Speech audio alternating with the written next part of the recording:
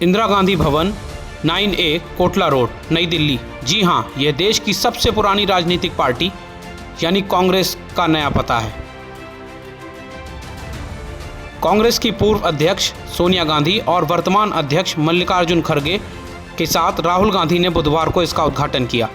करीब 46 साल बाद पार्टी ने अपना पता बदला है। इससे पहले पुराना ऑफिस 24 अकबर रोड था। बता दें कि इस नए ऑफिस की आधारशिला 2009 में पूर्व प्रधानमंत्री डॉक्टर मनमोहन सिंह और सोनिया गांधी ने रखी थी। वहीं कांग्रेस मुख्यालय के उद्घाटन के अवसर पर कांग्रेस अध्यक्ष मल्लिकार्जुन खड़गे ने कहा कि हमारी पार्टी के इतिहास में एक मील का पत्थर है। इंदिरा भवन के नाम से कांग्रेस का स्थायी दफ्तर बनना हम सब के लिए बहुत गर्व की बात है। ये खुशी की बात है कि हमारे महान नायकों ने जहां सोचा था कि ये भवन उसी इलाके में बना है। 31 दिसंबर 1952 को पंडित जवाहरलाल नेहरू जी की अध्यक्षता में हुई CWC की मीटिंग में यह बात उठी थी और यह उस दिन की आवाज़ थी कि इसी इलाके में कांग्रेस का दफ्तर बने। आज मुख्यालय का उद्घाटन हमारे पार्टी के इतिहास में एक मील का पत्थर है। इंदिरा गांधी भवन नाम से कांग्रेस का स्थायी दफ्तर बनना हम सब के लिए बहुत गर्व की बात है। साथियों, ये बहुत खुशी की बात है कि ये भवन उसी इलाके में बना है जहां हमारे महान नायकों ने सोचा था। 31 दिसंबर 1952 को पंडित जवाहरलाल नेहरू जी की अध्यक्षता में CWC की मीटिंग में ये बात हुई और उसके प्रोसीडिंग से मैं कोट करता हूँ। उन्होंने क्या कहा था? The committee considered the question of the purchase of the site for the AICC office building. It was decided that a site for the AICC office be purchased in the Indraprastha state on the terms offered. यानी उस दिन की आवाज़ थी कि इसी area में Congress office बने और ये निर्णय उस वक्त जब जवाहरलाल नेहरू जी के घर में CWC की मीटिंग हुई, उसमें ये उनका इरादा था। तो मुझे खुशी है कि नेहरू जी की ख्वाहिश आज श्रीमती सोनिया गांधी जी ने पूरी की। वहीं लोकसभा में विपक्ष के नेता और कांग्रेस सांसद राहुल गांधी ने इंदिरा भवन का उद्घाटन करते हुए बीजेपी और RSS पर तीखा हमला किया।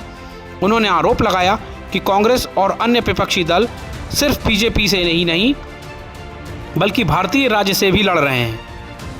राहुल गांधी ने कहा, हम निष्पक्ष लड़ाई नहीं लड़ रहे हैं। बीजेपी और RSS ने हमारे देश की हर संस्था पर कब्जा कर लिया है और अब हम इनसे और भारतीय राज्य से संघर्ष कर रहे हैं। We are getting a new headquarters.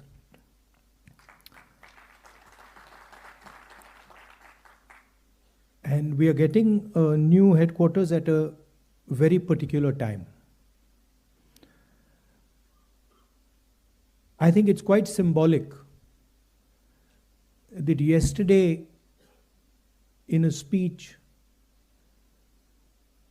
the chief of the RSS said that India never achieved independence in 1947. He said that true independence in India was achieved when the Ram Mandir was built. This building, it is not an ordinary building. It has emerged from the soil of our country, and it has emerged as a result of the hard work and sacrifice of millions of people, and not just sacrifice prior to the freedom movement, but sacrifice until today. And there are multiple examples. There's the example, of course, of the freedom movement and the fruit of that movement, which was the Constitution, which was essentially attacked yesterday by Mr. Mohan Bhagwat when he says that the Constitution was not the symbol of our freedom. But also after that, thousands of our workers died in Punjab, thousands of our workers died in Kashmir, thousands of our workers died in the Northeast. And so this party has stood for a particular set of values. And we can see those values in this building. वहीं राहुल गांधी के बयान के बाद BJP भी राहुल गांधी पर हमलावर हो गई है। बीजेपी प्रवक्ता गौरव भाटिया ने कहा कि एक ऐसा वक्तव्य सामने आया है जिससे हर नागरिक को ठेस लगी है। राहुल गांधी नेता प्रतिपक्ष हैं। भारत का नेता प्रतिपक्ष कहता है कि हम भारत से लड़ रहे हैं। भारत को एक वफादार और जिम्मेदार नेता प्रतिपक्ष चाहिए। राहुल गांधी के शब्द, क्रियाएं और विश्वास भारत की एकता और संप्रभुता को नुकसान पहुंचाते हैं। अभी जब प्रेस वार्ता में हम लोग आ रहे थे, एक बहुत ही चिंताजनक, देश विरोधी और जिस वक्तव्य से हर नागरिक को ठेस लगी है, वो वक्तव्य सामने आया। और जब मैं ये बात आपके समक्ष रखता हूं, बड़ी जिम्मेदारी से एक बात मैं कह दूं, राहुल गांधी नेता प्रतिपक्ष है। Rahul Gandhi happens to be the leader of opposition.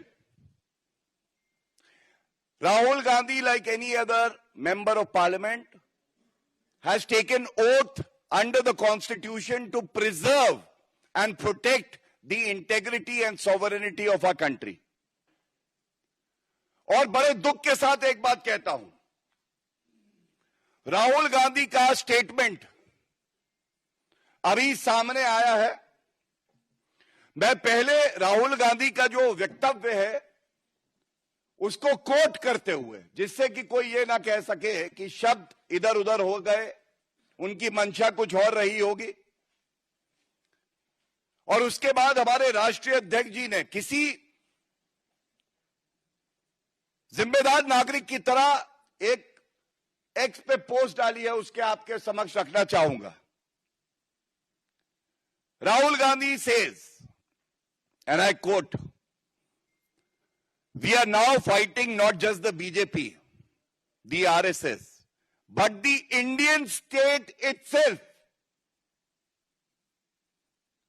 Bharat से लड़ रहे हैं।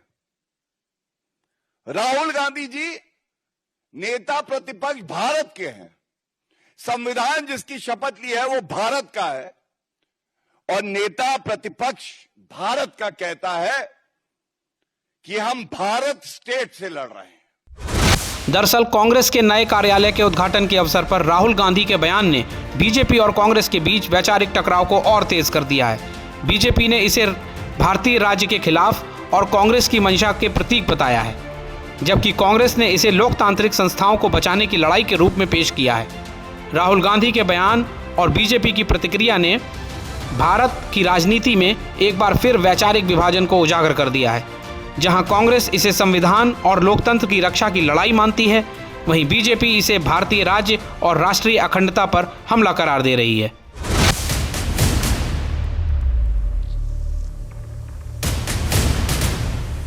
दिग्गजों की जंग में आर पार की लड़ाई। भाजपा सरकार में दिल्ली में जनहित की कोई योजना बंद तो नहीं होगी, लेकिन उसमें जो बेईमानों का ठेका है ना, उनको बाहर निकाला जाएगा।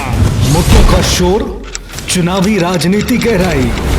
आज प्रधानमंत्री जी 38 मिनट बोले और 38 मिनट में से लगभग 29 मिनट वो दिल्ली के लोगों को, दिल्ली की चुनी हुई सरकार को गालियां देके गए हैं। चुन चुन के गालियां दे रहे थे, मैं देख रहा था, बहुत बुरा लग रहा था मेरे को। आप कांग्रेस और बीजेपी में त्रिकोणीय मुकाबला।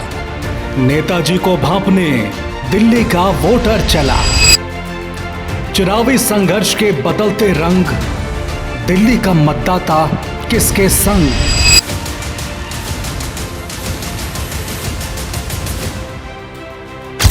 कौन बनेगा दिल्ली की पहली पसंद।